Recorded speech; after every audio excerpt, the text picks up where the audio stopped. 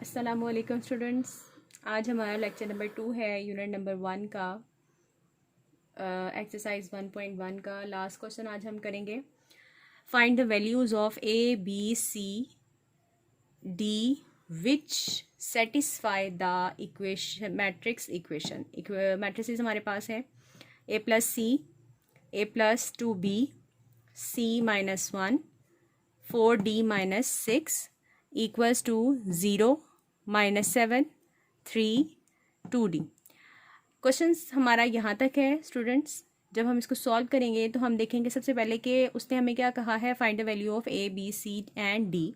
और उसने कहा है वैल्यू फाइंड करनी है हमने जहाँ पे ए बी सी डी यानी जो हमारे पास लिटरल्स यहाँ मौजूद हैं उनकी वैल्यू हमने फाइंड करनी है। और उसके बाद का काम क्या करना है, वैल्यू निकालने के बाद हमने ये देखना है कि क्या हमारी ये ए बी सी की वैल्यू लिखने पर हमारी ये दोनों मैट्रिसेस जो हैं उसकी वैल्यू क्या इन दोनों को सेटिस्फाई कर रही है। सेटिस्फाई कैसे करेगी कि जब हम इसकी वैल्यूज पुट करेंगे तो देखेंगे कि क्या इन दोनों के आंसर्स सेम आएंगे, तो ये दोनों क्या होंगे, इक्वल मैट्रिक्स होंगे। ठीक है, अब यहाँ पे हमारे पास एक मैट्रिक्स ये है, इक्वल का साइन दूसरा मैट्रिक्स ये है। ये इक्वल का साइन क्या शो कर रहा है कि both are equal matrices.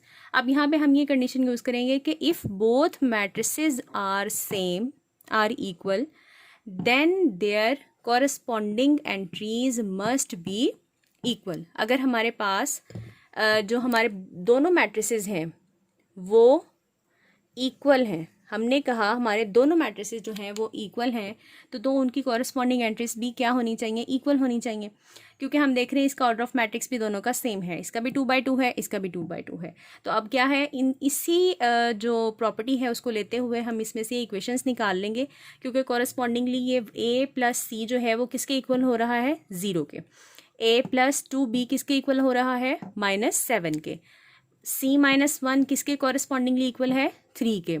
4d -6 किसके कॉरस्पॉन्डिंगली इक्वल है, 2d के साथ। अब यही सारी जो मैंने बोली हैं ये हमने यहाँ पे सारी इक्वेशंस के फॉर्म में लिख ली हैं। ठीक है, अब यहाँ पे हम देखेंगे कि यहाँ पे दोनों जो अल्फ़ाबेट्स हैं हमारे पास a और c दोनों इक्वल है 0 के। दोनों की वैल्यूज़ हमारे पास नहीं है, तो इसका मतलब है कि हम इस इक्वेशन को सॉल्व नहीं कर सकते। इसी तरह से हम देखेंगे a plus 2b equals to -7, और ये भी क्या है, a भी हमारे पास नहीं है, b भी हमारे पास नहीं है। इट मीन्स कि हम इन दोनों को सॉल्व नहीं कर सकते, दोनों में से किसी की वैल्यू हमारे पास नहीं है। अब इसके बाद हम देखेंगे कि थर्ड इक्वेशन हमारी कौन सी है, c -1 इक्वल्स टू 3। और इसके अलावा हमारे पास फोर्थ इक्वेशन है 4d -6 इक्वल्स टू 2d। अब इन दोनों इक्वेशंस को देखें स्टूडेंट्स, ये दोनों इक्वेशंस हमारे पास सिंपल लीनियर फॉर्म में आ रही हैं, क्योंकि यहाँ पे सिर्फ एक जो वैल्यू है वो फाइंड करने वाली है और बाकी दो नंबर्स हैं हमारे पास, यानी ये हमारे पास लीनियर इक्वेशन, इसको हम आसानी से सॉल्व कर सकते हैं। तो हम क्या करेंगे, हम लिखेंगे by solving equations third and fourth. हम अपनी इक्वेशन थर्ड और फोर्थ दोनों को सॉल्व करेंगे। अब यहाँ पे आते हैं, हमारे पास है c -1 इक्वल्स टू 3 यानी थर्ड इक्वेशन है। तो इसको सॉल्व कैसे करते हैं, लीनियर इक्वेशन जिसमें हमारे पास सिर्फ एक अननोन वेरिएबल होता है फाइंड करने वाला, तो उसको हम सॉल्व कैसे करते हैं कि हमारे पास जो कांस्टेंट होता है उसको हम एक तरफ शिफ्ट कर लेते हैं और अननोन वेरिएबल या नंबर जो फाइंड करने वाला होता है, वैल्यू जिसकी निकालनी होती है, उसको हम लेफ्ट साइड पे रखते हैं। इसीलिए हमने यहाँ पे देखा, यहाँ पे क्या है, -1। ये -1 को जब हम शिफ्ट करेंगे अपने राइट साइड पे तो वो किस साइन में चेंज हो जाता है, ये माइनस है तो उधर आके क्या हो जाएगा, प्लस हो जाएगा। तो हम देखेंगे c हमारी नेक्स्ट इक्वेशन किस फॉर्म में चली जाएगी, c इक्वल्स टू 3 + 1। अच्छा, अब यहाँ पे प्लस हो रहा है तो इट मीन्स दोनों को हमने ऐड किया तो हमारे पास c की वैल्यू क्या निकल आई, 4। अब नेक्स्ट है हमारे पास इक्वेशन नंबर 4 जिसको हमने यहाँ पे सॉल्व करना है, 4d -6 इक्वल्स टू 2d के। अब देखें स्टूडेंट्स, यहाँ पे -6 है और यहाँ पे 2d है। d और d दोनों हमारे पास कौन सी आ रही हैं, सेम जो वेरिएबल्स हैं हमारे पास लाइक टर्म्स आ रही हैं। तो इसका मतलब है हम लाइक टर्म्स को एक तरफ और कांस्टेंट को एक तरफ कर देंगे, क्योंकि हमने इसको सॉल्व करना है। तो यहाँ पे 2d जो है उसके साथ कौन सा साइन आ रहा है, कोई नहीं होता, तो इट मीन्स वो प्लस का साइन होता है। जब ये इस तरफ शिफ्ट होगा लेफ्ट पे और राइट साइड पे हमारे पास, यानी कांस्टेंट जो है वो राइट साइड पे चला जाएगा और जो हमारे पास वेरिएबल की फॉर्म है वो लेफ्ट साइड पे आ जाएगी, तो इनके साइन चेंज हो जाएंगे। ठीक है, अब ये माइनस साइन जो था ना ये उस तरफ गया, तो ये साइन जो है ये 6 का साइन है, माइनस जो जो है वो 6 का साइन, अब ये स्टूडेंट्स ये मत समझिएगा कि हमने सिर्फ 6 उधर लेके गए और 2D हम इधर लेके आए और ये माइनस एज इट इज़ है, ऐसा नहीं है, बल्कि 2 जो है उसका अपना साइन प्लस का है जो इस तरफ आके माइनस हो गया, और 6 का अपना साइन माइनस है जो उस तरफ जाके क्या हुआ कि चेंज होके प्लस में चला गया। ठीक है, अब यहाँ पे हमारे पास है 2D minus 4D minus 2D। अब क्या है कि 4 में से 2 को माइनस किया तो आंसर आया हमारे पास 2D इक्वल्स टू 6। अब देखिए यहाँ पे है 2D, D हमें सिर्फ सेपरेट चाहिए क्योंकि D की वैल्यू फाइंड करनी है हमने, उसके साथ और कुछ नहीं होना चाहिए। तो अब हम क्या करेंगे कि किसी भी के नंबर के वेरिएबल के कोएफिशिएंट को ख़त्म करने के लिए क्या करते हैं, उसके सेम नंबर के साथ दोनों तरफ डिवाइड करवाते हैं। वो रूल यूज़ करते हुए हमने क्या किया, इसको सेम नंबर पे, यानी 2 हमने ख़त्म करना था तो हमने 2 के साथ दोनों तरफ डिवाइड कर दिया, 2 को इस तरफ भी डिवाइड किया उस तरफ भी डिवाइड किया, 2 1 ज़ा 2, यहाँ पे सिर्फ क्या रह गया हमारे पास D, और ये 2 3 ज़ा 6, तो हमारे पास क्या वैल्यू आ गई D की 3 आ गई। ओके स्टूडेंट्स, अब नेक्स्ट हमने जब थर्ड और फोर्थ इक्वेशन को सॉल्व किया तो हमारे पास C और D की वैल्यू आ गई। ठीक है, अब C और D की वैल्यू आने के बाद हमने क्या करना है, इक्वेशन नंबर 1 और 2 को सॉल्व करना है। हम देखेंगे हमारे पास इक्वेशन नंबर 1 में है A plus C equals to 0। A की वैल्यू हम निकाल चुके हैं, ए की वैल्यू हमारे पास नहीं आई। अब हम ए की वैल्यू निकालेंगे सी की with the help of value of C की वैल्यू के साथ हम ए की वैल्यू निकालेंगे। तो हम क्या करेंगे, हम करेंगे putting the value of C in equation number 1। ठीक है, अब यहाँ पे जहाँ पे हमारा सी लिखा हुआ है वहाँ पे हम सी की वैल्यू यूज़ कर देंगे जो कि हमारे पास है 4। ठीक है, a प्लस 4 इक्वल्स टू 0। अब देखें बेटा, हमने जब 4 को शिफ्ट किया राइट साइड पर, इसका साइन था प्लस का, जब ये उस तरफ गया तो इसका साइन हो गया नेगेटिव। अब 0 में से -4 को जब माइनस करेंगे तो क्या होगा, 0 की कोई वैल्यू नहीं है, तो इसका मतलब है कि हमारे पास 0 में से कुछ भी नहीं निकलेगा, तो -4 एज इट इज़ आ जाएगा। तो हमारे पास a की वैल्यू क्या बनी, -4। अब देखिए हमारे पास a की वैल्यू आ गई है, c की वैल्यू आ गई है, d की वैल्यू आ चुकी है, लेकिन b रह गया हमारे पास, और इक्वेशन नंबर 2 भी सॉल्व करने वाली है हमारे पास यहाँ पे। तो हम क्या करेंगे, अपनी देखेंगे इक्वेशन में कि कौन सी वैल्यू पुट हो सकती है। a plus 2b equals to -7 के, ये हमारी सेकेंड इक्वेशन है। ठीक है, अब हम देखेंगे कि हमारे पास यहाँ पे a यूज़ हो रहा है, जबकि हम इससे पहले वाली इक्वेशन में a की वैल्यू निकाल चुके हैं। तो हम क्या करेंगे, उस a की वैल्यू को यूज़ करते हुए हम अपने b की वैल्यू को फाइंड करेंगे।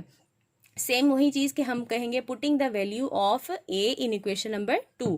अब यहाँ पे हम इसको रीराइट करेंगे, a plus 2b equals to -7।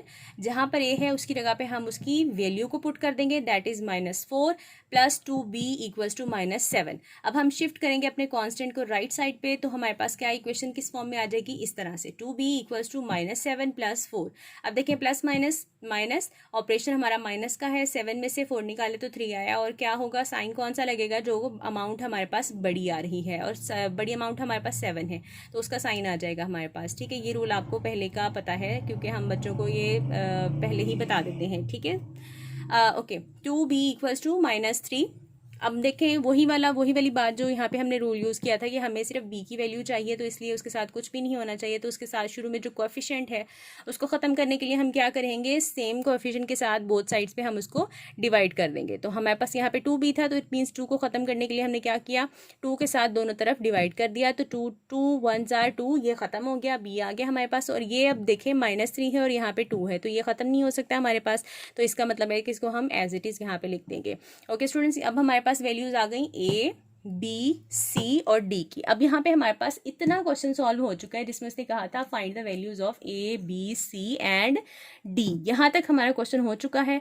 अब इससे नेक्स्ट हम करेंगे जिसमें उसने कहा है विच सेटिस्फाई द मैट्रिक्स इक्वेशन, यानी अब हम इन चारों अननोन वैल्यूज जो हमने निकाली अब हमारे पास आ चुकी हैं, इनको लेंगे और हम अपने मैट्रिसेस में जहाँ A B C D के लिखी हुई है वहाँ पे इसको पुट करेंगे और अपनी इक्वेशन को जो है वो सेटिस्फाई करेंगे। ओके स्टूडेंट्स, हमारे पास वैल्यूज़ आ चुकी थी। A की -4, B की वैल्यू है -3/2, C की वैल्यू है 4, D की वैल्यू है हमारे पास 3। अब हम क्या करेंगे, अपनी इन सब वैल्यूज़ को अपनी इस इक्वेशन में पुट करेंगे। जहाँ पे A है उसकी जगह A की वैल्यू, C की जगह C की वैल्यू, B की जगह B और D की जगह D की वैल्यू को, यानी जहाँ जहाँ जो जो वेरिएबल लिखा है उसकी जगह पे जो वैल्यू हमने फाइंड की है उस वैल्यू को हम पुट करेंगे। ठीक है, हम यहाँ पे लिखेंगे putting all the values in matrix equation. सबसे पहले ये देखें, मैं यहाँ पे लिख चुकी हूँ पहले से ए की वैल्यू है -4 प्लस सी की वैल्यू है 4। उसके बाद है ए की वैल्यू -4 प्लस ये 2 और ब्रैकेट में हमने किसकी वैल्यू लिखी है, बी की वैल्यू, ठीक है, दैट इज -3/2। उसके बाद है सी की वैल्यू है 4 -1, इसका पहले का ही लिखा हुआ था। 4d - 6 4 as it is. D की वैल्यू क्या है हमारे पास 3। अच्छा स्टूडेंट्स देखिए कि मैंने ब्रैकेट यूज किया तो आपको पता है इस ब्रैकेट का मतलब क्या होता है कि ये दोनों आपस में क्या हो रहे हैं, मल्टीप्लाई हो रहे हैं, ठीक है। अच्छा अब नेक्स्ट इक्वल 0 -7 3, यहाँ पे तो सारे सेम थे सिवाय इसके, ठीक है। यहाँ पे 2d था तो 2d की जगह पे हमने उसकी वैल्यू पुट कर दी, दैट इज 3। अब हम इसको सॉल्व करेंगे। देखिए ये माइनस प्लस माइनस माइनस, 4 में से 4 को निकाला तो क्या आएगा हमारे पास 0, और ये दोनों कैंसिल हो जाएंगे क्योंकि दोनों सेम नंबर और ऑपोजिट साइन के साथ है। अब देखिए यहाँ पे 2 मल्टीप्लाई हो रहा है हमारी -3/2 के साथ। देखिए इसका डिनोमिनेटर और ये 2 दोनों सेम सेम है, 2 1 जार 2, ये दोनों आपस में कैंसिल हो गए। अब ये है 4 - 1, यहाँ पे आ जाएंगे हमारे पास है 0, दोनों को माइनस किया आपस में तो यहाँ पे हमारे पास आया 0। उसके बाद -4 एज इट इज, ये 2 से कैंसिल हो गया तो हमारे पास आ गया 3। अब यहाँ पे मैंने साइन माइनस का यूज किया जबकि यहाँ पे प्लस आ रहा था। प्लस माइनस माइनस होता है जब मल्टीप्लाई हो, ठीक है।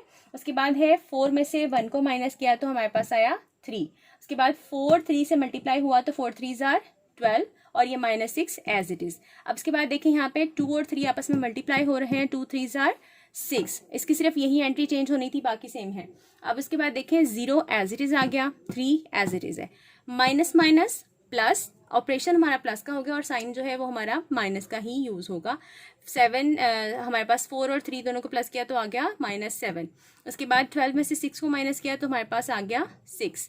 इसी तरह से ये हमारे पास एज इट इज आ चुका था क्योंकि इसका एक ही सॉल्व होने वाला था, 2 3 जार 6 तो वो हम कर चुके थे पहले ही बच्चों। तो अब ये क्या आ गया, अब हम देखते हैं कि इसका ऑर्डर ऑफ मैट्रिक्स सेम है, 2/2 और इसकी एंट्रीज कॉरेस्पॉन्डिंग एंट्रीज भी सेम है। तो हम देखते हैं कि दोनों क्या है, इक्वल मैट्रिसेस हैं, क्योंकि हमने शुरू में यही प्रॉपर्टी यूज की थी कि दोनों इक्वल मैट्रिसेस हैं, तो इसलिए हमने इनकी इक्वेशंस बनाई थी। अब हम यहाँ पे लिखेंगे कि hence we satisfied the matrix equation, और हमारी वैल्यूज क्या है, हम कहते हैं कि इसने इसको, इन वैल्यूज ने इस इक्वेशन को सेटिस्फाई कर दिया। इसका मतलब है कि हमारे पास ये चारों इसकी वैल्यूज हैं और यही इसकी वैल्यूज हैं, ठीक है जी। समझ आ गई बेटा आपको सबको।